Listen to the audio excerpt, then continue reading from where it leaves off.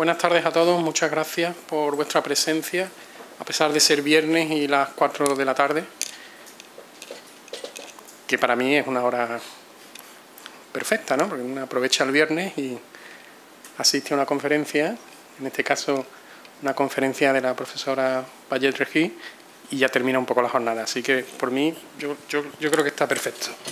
Bueno, voy a presentaros a la conferenciante que tenemos hoy. Es la profesora María Vallet-Regis, por muchos de vosotros conocida. Ella es catedrática de Química Inorgánica en la Facultad de Farmacia de la Universidad Complutense de Madrid. Y entre sus muchos méritos voy a nombrar algunos de ellos. Es académica de las Reales Academias de Ingeniería y Nacional de Farmacia, Premio Franco-Español del año 2000 de la Sociedad Francesa de Química, Premio de la Real Sociedad Española de Química en 2008 en Química Inorgánica, Premio Nacional de Investigación Leonardo Torres Quevedo y Medalla de Oro de la Real Sociedad Española de Química en 2011. Es Fellow del Biomaterial Science and Engineering International College of Fellows y, bueno, es una persona que ha creado escuela. Es un honor para nosotros tenerlo aquí esta tarde y tenemos que agradecerle especialmente porque tiene una agenda muy complicada el que esté aquí con nosotros. Y bueno, simplemente ya le doy paso y bueno, tienes el atril para ti, ¿vale? Muchas gracias por tu presencia, Marita. Pues como os decía, he puesto el nombre Biomateriales y Nanoestructuras, en donde voy a intentar contaros en la primera parte cómo empezamos nosotros en el grupo, que trabajamos en biomateriales, seguimos en ello, y luego lo que estamos haciendo ya en los últimos años, que es más nanoestructuras, en ese caso para liberación de fármacos. Si empezamos con biomateriales, dejadme que os recuerde un poco, bueno, pues históricamente cómo ha sido la evolución. Se empieza con una primera generación de materiales inertes, por tanto, que se produce siempre una cápsula fibrosa, acelular, que no permite la unión directa con el cuerpo, con el organismo, y simplemente lo que hace es sustituir una parte dañada. Pero de ahí, esto es en los años 50, en los años 80 se cambia el concepto, se pierde el miedo a meter algo que en el cuerpo humano pueda reaccionar y por tanto originar más problemas que las soluciones que se persiguen, y se pasa a la segunda generación, que son materiales bioactivos. Se pasa a la idea de sustituir a reparar, y en esa reparación ya no se forma la cápsula fibrosa, ya hay una unión directa con el hueso o con el tejido blando que queramos sustituir, y de ahí pasamos a la tercera generación, que se pasa de sustituir a reparar, de reparar a regenerar. O sea, estamos ya hablando de ingeniería de tejidos. Bueno, en esta evolución, en cualquiera de los tres tipos, es un campo absolutamente multidisciplinar, donde tienen que trabajar codo a codo la química, la física, la ciencia de materiales y la biología para preparar esos materiales de partida, que luego naturalmente tiene que darse una forma a ese implante, y ahí entra fundamentalmente la ingeniería. Luego hay que pasar a todo lo que son los estudios preclínicos y a partir de ahí naturalmente hay que pasar por toda la regulación, la reglamentación, para al final llegar a la aplicación clínica. Bueno, pues en ese campo multidisciplinar, desde la ciencia de materiales para la salud, que es en lo que, si yo me tengo que colocar en un sitio, me colocaría, pues hay que interaccionar con la ingeniería, con la medicina, con la biología, con la química y con la física, para poder llegar a hacer al final un material que pueda ser válido para todo eso que hemos visto: sustituir, reparar, regenerar. En estos momentos, en la reparación del cuerpo humano, hay dos posibles aproximaciones. La aproximación biónica, que es la que utiliza pues prótesis implantes en todas las áreas de la medicina, y que utiliza los biomateriales de primera y segunda generación. Y luego, y eso es lo que es el aquí y ahora, si nos pasa algo, es lo que nos van a poner en clínica. Y luego tenemos la aproximación de medicina regenerativa, que como bien sabéis, todos los de este instituto está en investigación, que cubre las áreas de terapia celular y ingeniería de tejidos, y que utiliza los biomateriales de tercera generación. En esta diapo lo que quiero es ver un poco cómo ha sido la evolución en todo esto, porque no hace más de 90 años que se empieza a intentar reconstruir tendones y ligamentos. Y también es más o menos los mismos años en donde se empieza a trabajar en regeneración de hueso y también lo mismo en sustitución de piel. Y luego ya para ingeniería de tejidos tenemos que ponernos en solo hace 30 años y unos 25 en ingeniería de tejidos de vasos sanguíneos. O sea, que como veis el recorrido no es el máximo, no llega a los 100 años en todos estos estudios. Pero naturalmente ahí en esa evolución que os digo y en esa multidisciplinaridad, que son los dos conceptos iniciales que estamos barajando, pues no tenemos que olvidarnos de esa biología evolutiva que junto con la reconstrucción de tejidos pues empiezan en la segunda década del siglo XX y sin embargo la medicina regenerativa no empieza hasta el descubrimiento de las células madre, que es en la sexta década del año 2000. Bueno, pues con todo esto, para llegar a una ingeniería de tejidos, tenemos tres protagonistas, que son los biomateriales, las células y las moléculas bioactivas, con las cuales se puede llegar a intentar tener o regenerar, como decía al principio, un hueso o llegar a crear pues, los órganos artificiales de los que tanto se habla últimamente. Vamos a ver entonces en esa ingeniería de tejidos, efectivamente, las células madres son las que van a tener, las responsables en el caso de hueso de la osteogénesis, es decir, la capacidad para producir el tejido óseo, y los factores bioquímicos que van a ser las señales o factores de crecimiento, como vosotros sabéis bien, responsables de esa inducción, la osteoinducción, para promover ese enlace. Pero nos hace falta un sustrato, y ese sustrato son los andamios. Los podemos fabricar con materiales naturales o sintéticos, responsables de la osteoconducción. Y eso es lo que hace mi grupo, fundamentalmente. Tratamos de fabricar esos andamios. Andamios en los que lo primero que hacemos es ver qué tipo de material. Empezamos desde el principio, los materiales. Y con esos materiales diseñar andamios que naturalmente tienen que tener un determinado grado de porosidad. Ahora veremos cuál, por tanto hay que conformar esos andamios, pero no con cualquier tipo de porosidad. Y luego la otra parte que es muy importante, que es el tema de las superficies. Cómo organizar esas superficies, cómo preparar esas superficies de esos andamios para conseguir, bueno, pues tanto estudiar como modificar las propiedades de superficie de esos scaffolds, de esos andamios, para poder modular su interacción con las entidades biológicas. Y eso es muy importante para el buen rendimiento, no solo que sea eficaz, sino que sea eficiente la utilización de esos andamios en ingeniería tisular. Sabéis bien que la formación de nuevo hueso pues está responsabilizada por una parte por la biología, células y señales, como acabamos de ver, pero también por unos factores pasivos, además de los activos, los pasivos. Y en el caso de que falte ahí una parte de hueso, pues nos hace falta ese andamio, que es el responsable de la osteoconducción. Llegados a este punto, a mí me gusta mirar a cómo la naturaleza organiza sus tejidos, porque ahí es donde tenemos la fuente de inspiración. Fijaros bien que pues los primeros que lo imitaron fueron los ingenieros con los hormigones armados. O sea, los primeros que miran el hueso y ven que tiene unas propiedades absolutamente atípicas para una cerámica, porque realmente su material compuesto es un composite con la parte orgánica y la inorgánica, son los ingenieros con los cuales desarrollan los hormigones con los que ahora construimos. Pues si ellos lo hicieron en la ingeniería civil para hacer los cementos, ¿cómo no lo vamos a hacer nosotros trabajando en el mundo biológico y queriendo sustituir partes del hueso?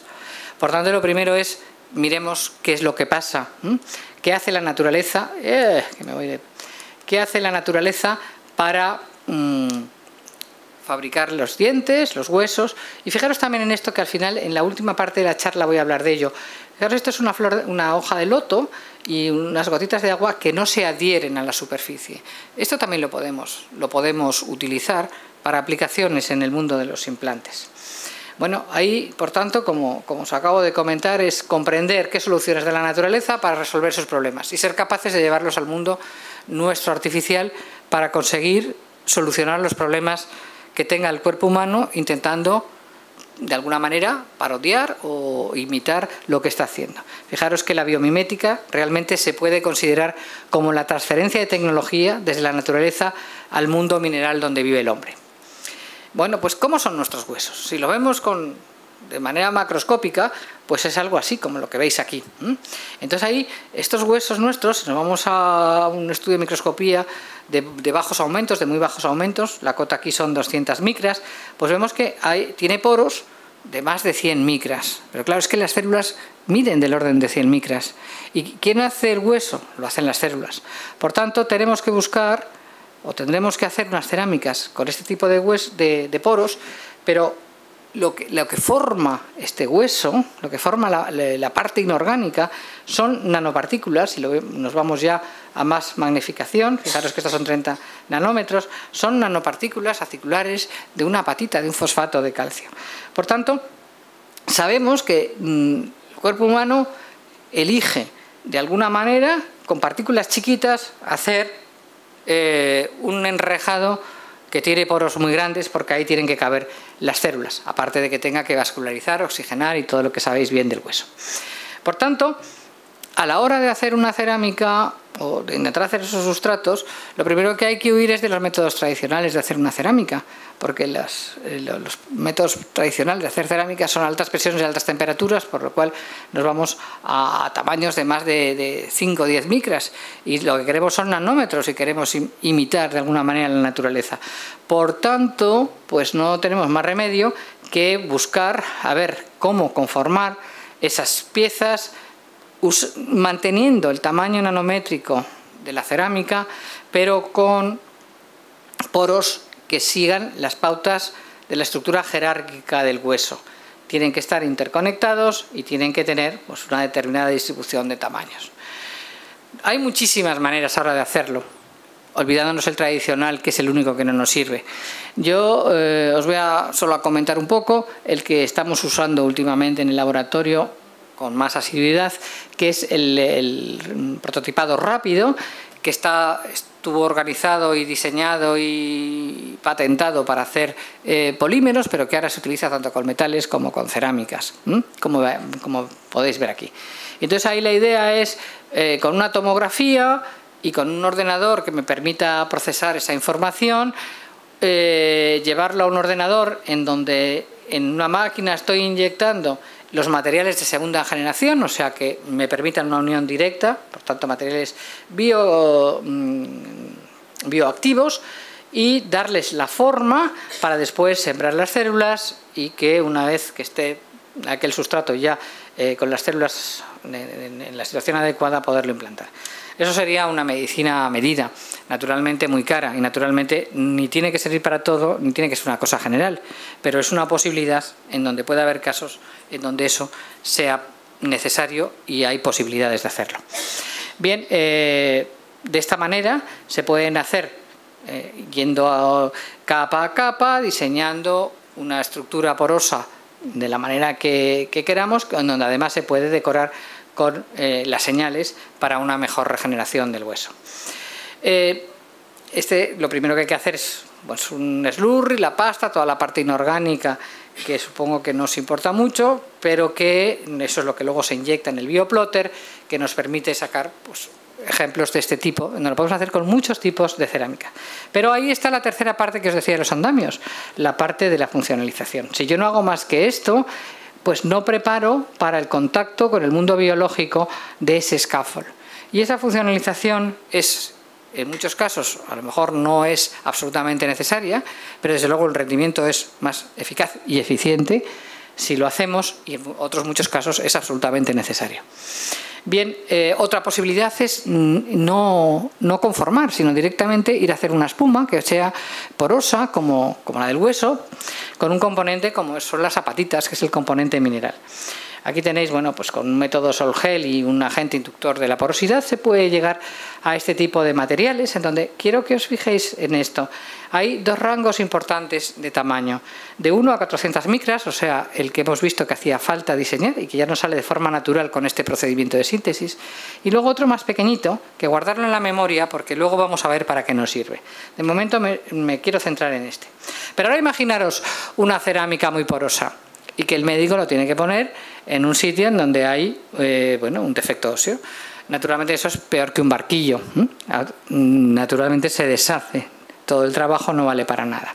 Pero la química también nos ayuda ahí, porque podemos recubrir esa cerámica con un polímero que tenga todas las bendiciones de la FDA, como son cualquiera de los que os he puesto ahí, la gelatina entrecruzada con glutaldehído o la policaprolactona, y vemos, usando las técnicas adecuadas, que no se tapan los poros, sino que simplemente se recubre la cerámica. Yo sigo teniendo el material poroso. Entonces, ese scaffold me evito el conformarlo, porque ya directamente tiene esos poros que podéis ver aquí con distinta magnificación, y en donde, haciendo estudios in vitro, vemos que perfectamente las células penetran por esos poros, lo colonizan y por tanto pueden regenerar ese hueso. Y por otro lado, aquí tenéis estas fotos en donde veis como un traumatólogo, aquí son los doctores Giralborova y Herrera, que lo han colocado sin ningún problema, porque al tener el polímero, al revés, tiene cierta flexibilidad y es muy cómodo el poder colocarlos. Y además, bueno, pues aquí tenéis estudios que a 4 meses se ha regenerado completamente el hueso, con lo cual pues es otra posibilidad de fabricar andamios. Por tanto, esos andamios, y ya os digo que nosotros pues en el grupo los preparamos de muchas maneras y como veréis luego también modificamos esa superficie, pues lo que queremos es obtener ese enrejado por donde puedan entrar, adherirse, crecer y proliferar las células, que permitan guiar ese crecimiento de las células y que den soporte y estructura al nuevo tejido. Y naturalmente también nos interesa que en esos sustratos podamos cargar factores de crecimiento, proteínas, células, y entonces para eso hay que ver, ¿lo funcionalizamos o no? Si lo funcionalizamos, ¿con qué y cómo?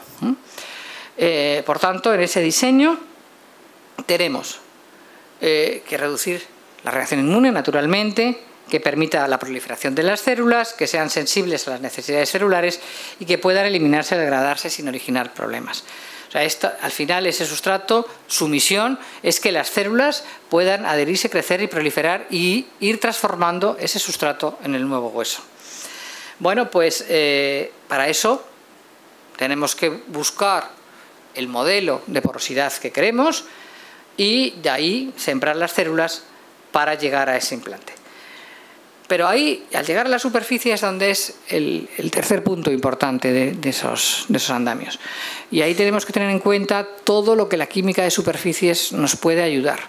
Porque es importante saber que, bueno, tanto la topografía como la química de superficies, la carga superficial, juegan un papel fundamental en las interacciones en la célula material. Pese a eso, y pese a todo, ahora imaginaros bueno, pues el scaffold que hemos hecho artificial, y imaginaros aquí la célula dentro de su nicho, donde está con todos sus nutrientes, a la temperatura ideal, y ahora dile que se vaya de aquí y se meta aquí.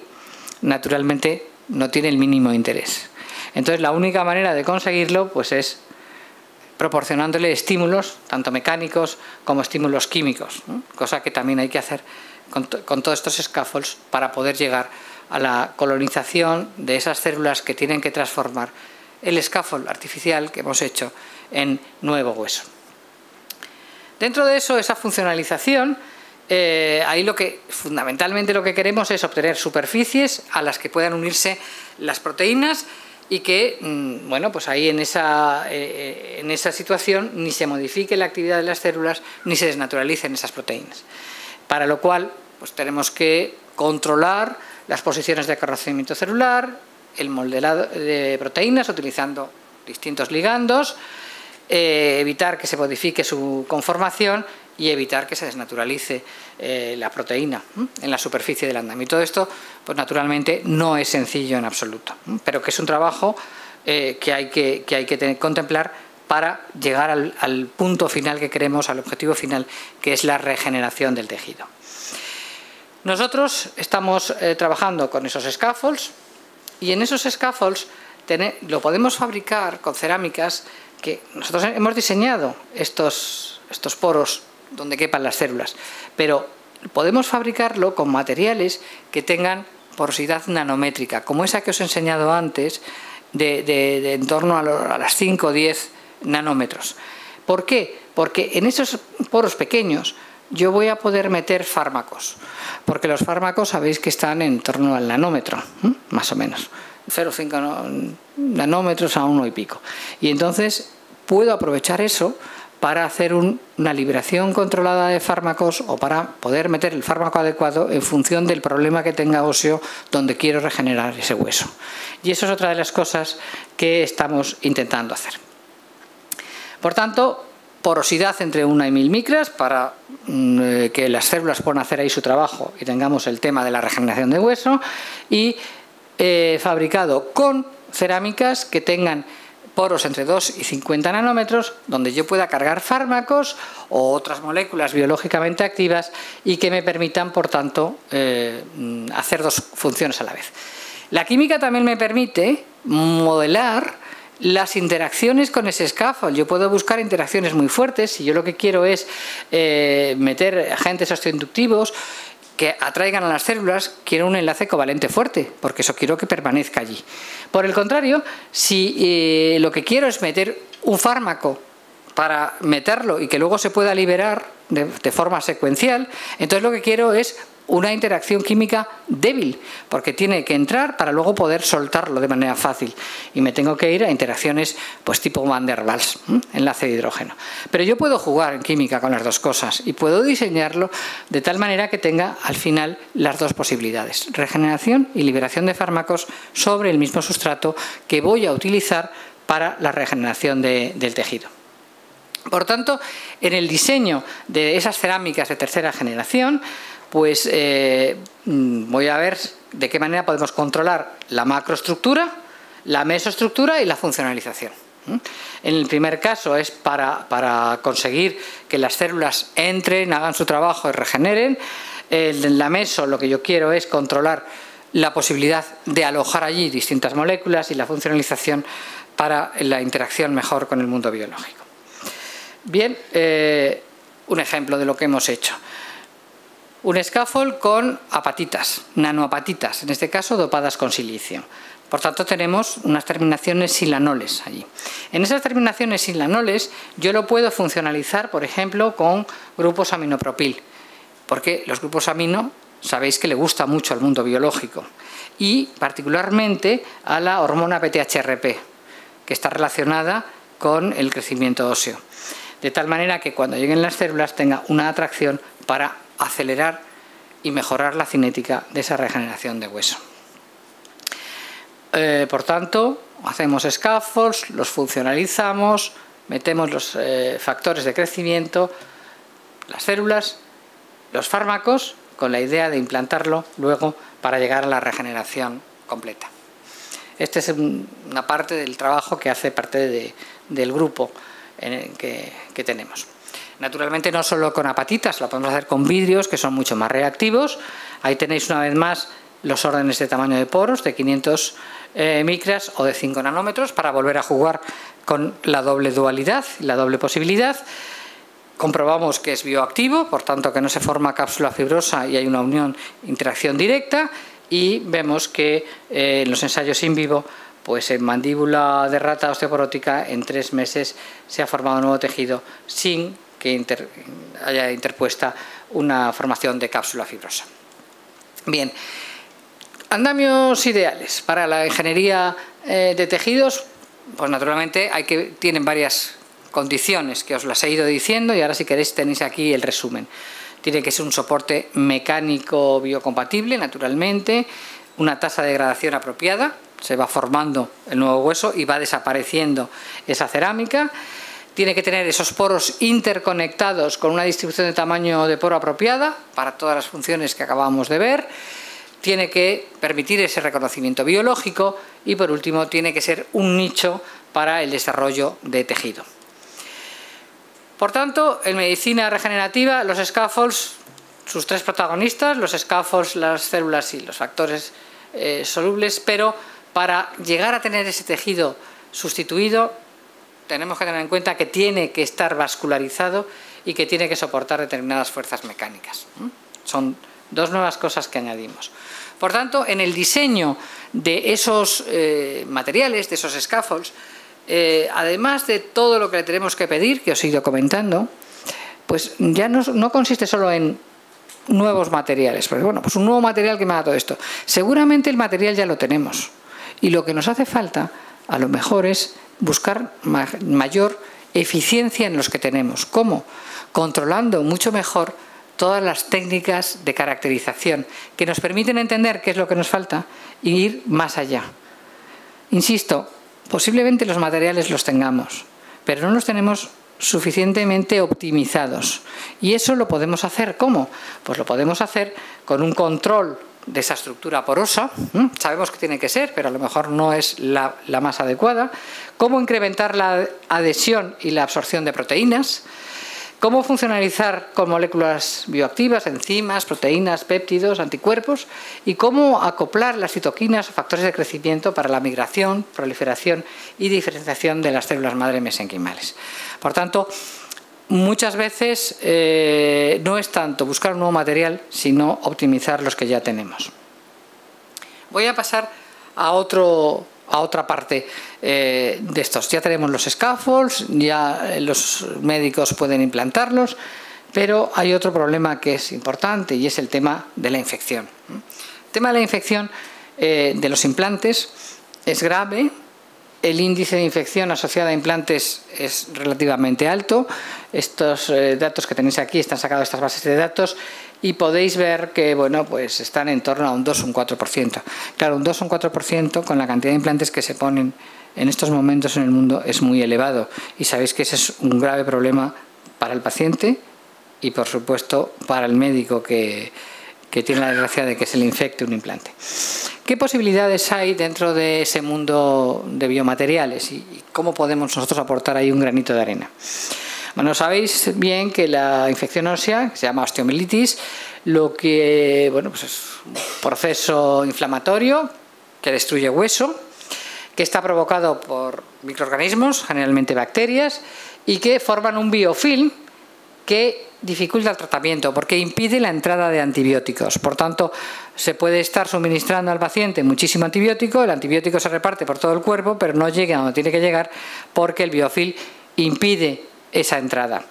Entonces, cuando ocurre esto, el enfoque que se da es un enfoque combinado, por un lado quirúrgico y por otro antimicrobiano. Quirúrgico, hay que quitar ese implante y hacer una buena resorción del hueso. Y luego el antimicrobiano, una vez que se ha limpiado, un tratamiento con antibióticos vía intravenosa, 4 o 6 meses, con todo lo que eso supone.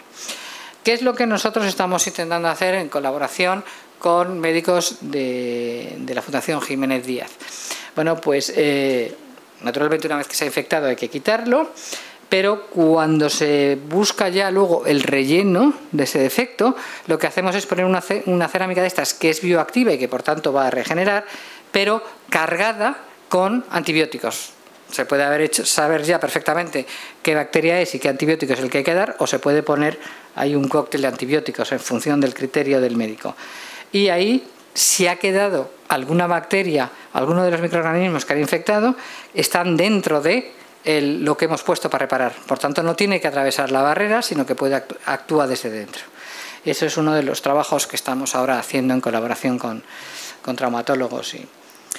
Pero, claro, sería muchísimo mejor que nos infectara. ¿También podemos hacer algo con esos implantes? Bueno, pues en principio sí, porque sabemos que, y acordaros ahora de la imagen que he puesto antes de la flor de loto con el agua, que hay superficies antiadherentes. Bueno, pues copiemos eso a la naturaleza.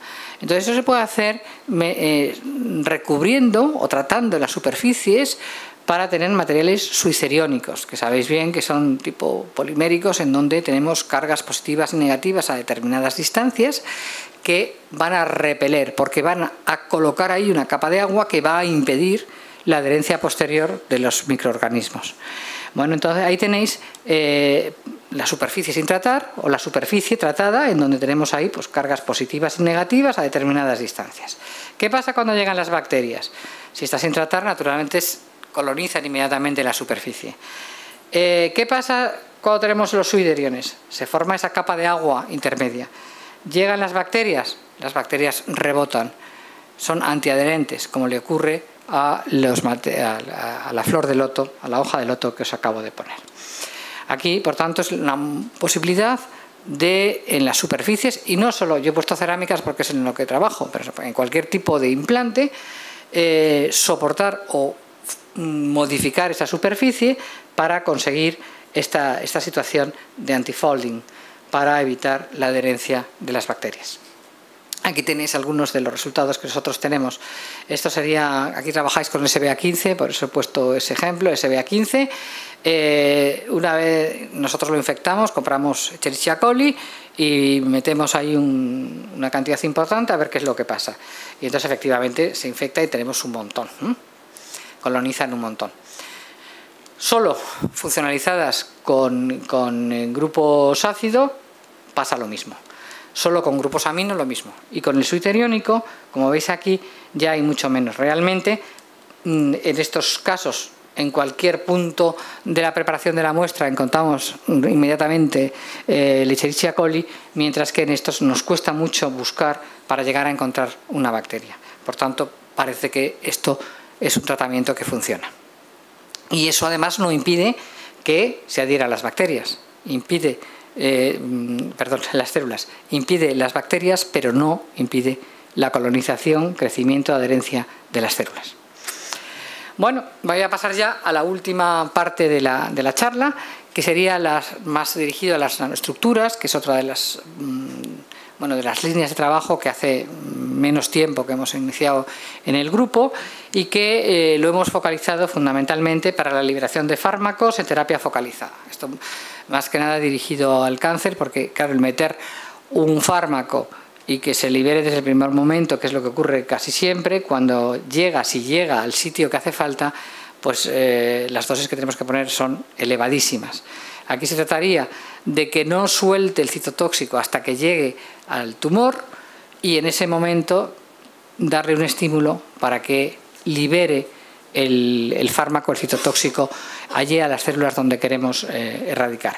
Por tanto, bueno, pues esto es un poco lo que estamos haciendo, donde además, claro, podemos conjugar una función, 2, 3, en función del problema que tengamos. Yo voy a poneros primero desde el más sencillo y luego vamos a complicarlo un poquito más. Nosotros fabricamos este tipo de nanopartículas, nanopartículas mesoporosas, en donde nosotros podemos cargar con fármacos exactamente igual que acabáis de ver en la parte del bulk.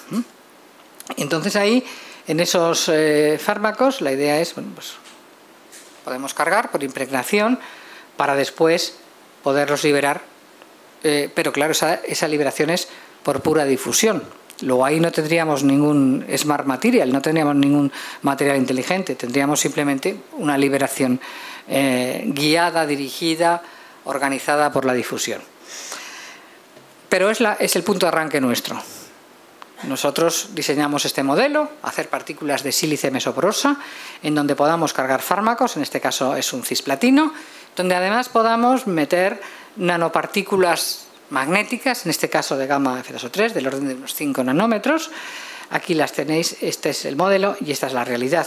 Esta es una micrografía donde veis la nanopartícula de sílice, los puntos blancos serían los poros donde yo puedo alojar el fármaco y el contraste este negro son las partículas de gamma F2O3.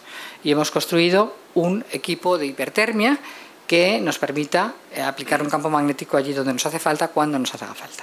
¿Por qué?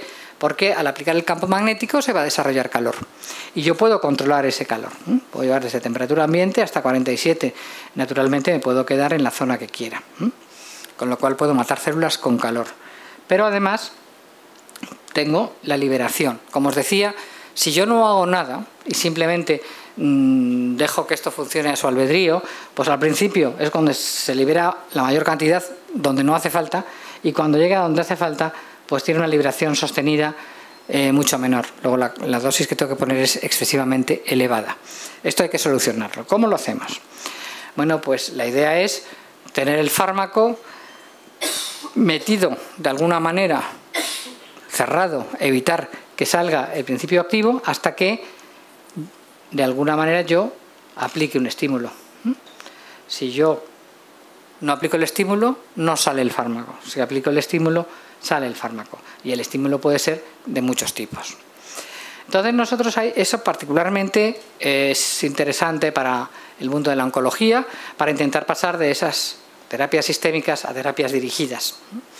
Ese es el intento, para que llegue la dosis mínima al sitio adecuado y la liberación en el momento en que se le dé el estímulo para que lo suelte allí. ¿Cómo hacer eso? Nosotros fabricamos las nanopartículas, o esta es la idea por lo menos, fabricamos nanopartículas, las cargamos con el citotóxico, naturalmente esas nanopartículas las funcionalizamos para que tengan ahí sus targeting, para que lleguen a los receptores que queremos, de tal manera que aquí tenemos la célula, esa célula tiene sus receptores y nuestra partícula, la nanopartícula, encuentre con su targeting el receptor adecuado. Eso es la idea, vamos a ver si eso somos capaces de hacerlo. Naturalmente, una vez que tenemos ahí nuestra célula y nuestra partícula, tiene que internalizarse dentro, porque si se queda en el exterior tampoco hace nada, tiene que internalizarse dentro de la célula. Eso a través de los targeting se puede conseguir, de tal manera que en el momento que ya esté dentro y en el momento adecuado, poder dar el estímulo y que libere el citotóxico. Si conseguimos eso, sí que sería un smart material y sí que tendríamos una liberación controlada de verdad, no la primera parte. Imaginaros que tenemos un cáncer con metástasis. Si no tiene metástasis no tiene sentido todo lo que estoy diciendo, porque el cirujano abre, quita y ya está. Cuando hay metástasis es cuando hace falta buscar algún tipo de solución. Vamos a ver qué podemos hacer con esto. Nosotros en nuestras nanopartículas las inyectamos en el torrente sanguíneo y entonces, en teoría, esas nanopartículas van a circular por torrente sanguíneo. ¿Qué es lo que pasa cuando hay un tumor? Cuando hay un tumor, pues hay unas zonas en donde pues hay fallos, poros, en donde dentro de la capa epitelial que permiten o facilitan el que esas nanopartículas puedan colarse por allí y entonces puedan llegar a la zona tumoral. Cuando eso ocurre, y si eso ocurre, en la parte de células sanas no tenemos ningún hueco, por aquí no van a poder escaparse, seguirían dentro del torrente, pero en la parte que hemos visto que está la zona tumoral, sí. En el momento que llegan ahí es cuando hay que organizar, todo esto es pura teoría de momento, para que esas células que han llegado allí, aplicarle el estímulo externo y que suelte el citotóxico. Y entonces, en ese momento, empezará a necrosar la parte del tejido. Y, en teoría, si toda la teoría que os he dicho es cierta, pues se curaría el enfermo. Bueno, voy a poneros el único ejemplo. Tenemos 3 ejemplos, pero os voy a poner solo uno, dada la hora y os voy a poner solo un ejemplo. Este es un trabajo que hicimos precisamente en memoria de mi amigo y compañero, el profesor Rafa Suau, muy conocido y querido por muchos de vosotros, y lo hicimos precisamente en honor suyo. Hicimos lo siguiente.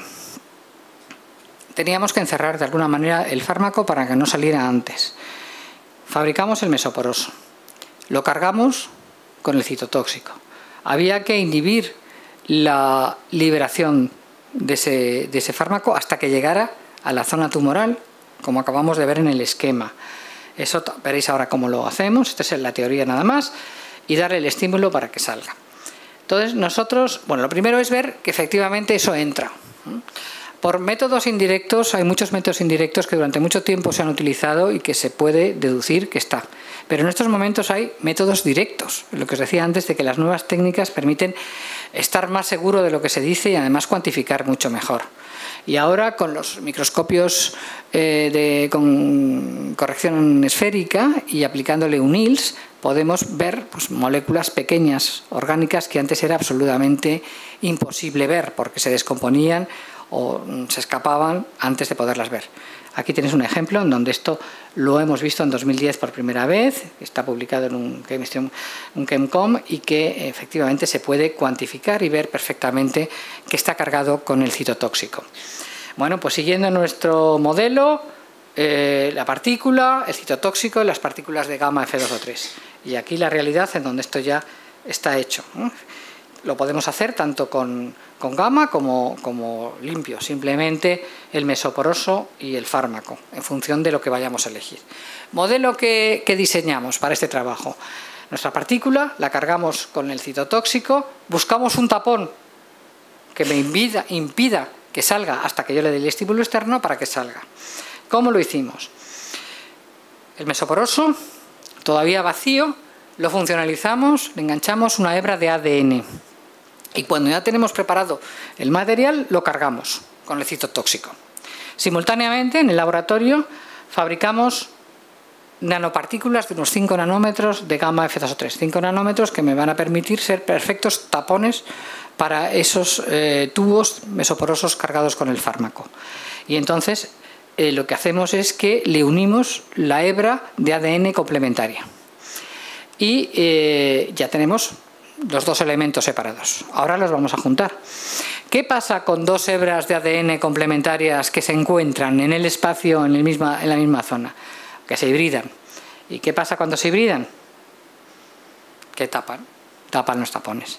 Ya tenemos todo el fármaco metido y mientras yo no le dé un estímulo externo para que aquello se abra, no vamos a tener liberación cero, que es lo que queríamos evitar en la primera parte de la charla cuando empezamos a ver cuál era el mecanismo para cargar. Y entonces, ahora ya solo nos falta darle ese estímulo externo. Pueden ser muchos. Yo os he puesto antes de los muchos el campo magnético, porque eso me va, al desarrollar el campo magnético, se va a desprender calor, que yo puedo controlar la cantidad de calor. ¿Qué le pasa al ADN cuando le damos calor? Que se deshibrida, se sueltan los tapones. Además es reversible, porque si ahora retiro el campo magnético, se vuelven a hibridar. O sea que puedo ir incluso controlando las cantidades de fármaco. Esto, como os digo, fue un trabajo que hicimos en memoria de Rafa y que está publicado en ACS Nano en el año 2011. Bueno, llegado a este punto, y ya para que no os canséis porque son menos cuarto y viernes por la tarde, ya solo terminar diciendo que todo esto que estamos haciendo, vosotros, nosotros, todos los que estamos trabajando en estas cosas, pues pasa porque tenemos que hacer un esfuerzo muy importante en investigación translacional. Porque si nos quedamos en investigación básica tendremos estupendos papeles de mayor o menor índice de impacto, pero no llegaremos a solucionar el problema real, que tiene que llegar a la investigación clínica. Y para eso es importante que haya un mundo y una comunicación entre el investigador básico y el clínico. Esa medicina regenerativa, naturalmente, participa del acopio y conocimientos y trabajo de muchas disciplinas: biología, clínica avanzada, ingeniería de tejidos, clínica translacional, ingeniería genética. Y bueno, si queremos salvar ese valle de la muerte que tenéis en ese Nature del año 2008, pues insisto, es importante una investigación translacional. Y para terminar, pues recordar una cosa que yo creo que ya todos tenemos presentes. Cuando empiezan los biomateriales, en la primera transparencia que os he puesto, y os hablaba de fármaco, de primera, segunda generación, estábamos en un mundo absolutamente macro. Y cuando se hablaba de biomateriales, ni siquiera eran biomateriales, eran materiales que el cuerpo humano podía soportar y que eran compatibles, pero no se buscaba nada más. Y se buscaban materiales que estaban en el mundo de la ingeniería, en el mundo civil, y que se veía que cuando se metían en el cuerpo humano los aguantaba, o sea que eran compatibles, no se buscaba más. Ahora ha cambiado absolutamente el concepto y ahora sabemos que no tenemos que quedarnos en lo macro, pues nos quedamos en lo macro no resolvemos ningún problema. Resolvemos solo problemas gruesos, gordos, pero gordos hay que decir en volumen, pero no resolvemos, no vamos al meollo de la cuestión, porque el meollo de la cuestión acabamos de ver, espero que hayáis visto, y sobre todo vosotros que estáis en un instituto nano, que bueno, pues que esto pasa por pico, nano y micro. Y evidentemente las soluciones no nos la va a dar solo el mundo de la ingeniería, nos la tiene que dar la biología celular y la molecular, que son los que tienen que aportar las soluciones a esos problemas médicos de la última parte que os acabo de comentar. Y eso es lo que nos permitirá pasar, bueno, pues del antes al futuro, en donde hemos pasado de lo macro a lo nano, sin olvidarnos que también existe lo pico. Y muchísimas gracias por vuestra atención.